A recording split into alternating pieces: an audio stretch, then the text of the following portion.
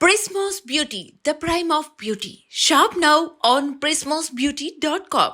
గతేడాది కల్కితో 1000 కోట్ల సినిమా ఇచ్చిన ప్రభాస్ ఈ ఏడాది మాత్రం ఒక్క సినిమా కూడా రిలీజ్ చేయలేదు. నిజానికి ఈ ఏడాదికి కనీసం 2 సినిమాలైనా రిలీజ్ అయ్యేలా చూస్తానని చెప్పుకొచ్చాడు డార్లింగ్.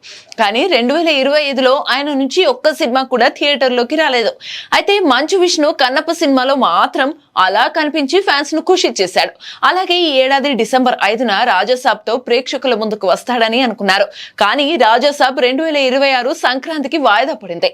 మారుతి డైరెక్ట్ చేస్తున్న ఈ సినిమాపై మంచి అంచనాలు నెలకొన్నాయి. ఫస్ట్ టైం ప్రభాస్ చేస్తున్న హారర్ కామెడీగా రాజాసాబ్ రాబోతోంది. జనవరి 9న ఈ సినిమా రిలీజ్ కానుంది. ఇక 2026లో రాజాసాబ్ తో పాటు మరో సినిమా కూడా రిలీజ్ అయ్యేలా ప్లాన్ చేస్తున్నాడు రెబల్ స్టార్. హను రాఘవపుడి దర్శకత్వంలో చేస్తున్న ఫౌజీ మూవీ ఇప్పటికే జెట్ స్పీడ్ లో షూటింగ్ జరుపుకుంటోంది. యుద్ధంలో పుట్టిన ప్రేమ కథగా ఫౌజీ రాబోతోంది. ఇందులో ప్రభాస్ సైనికుడిగా కనిపించనున్నాడు. ఈ సినిమాను వచ్చే ఏడాది సమ్మర్లో రిలీజ్ కు ప్లాన్ చేస్తున్నారనే టాక్ వినిపిస్తోంది. కానీ రాజాసాబ్ వచ్చినా తక్కువ గ్యాప్ లో ఫౌజీ రావడం కష్టం కాబట్టి ఆగస్టులో రిలీజ్ కు ప్లాన్ చేస్తున్నట్టుగా సమాచారం. అంతేకాదు 2026 ఆగస్టు 13న రిలీజ్ డేట్ లాక్ చేసినట్టుగా సమాచారం.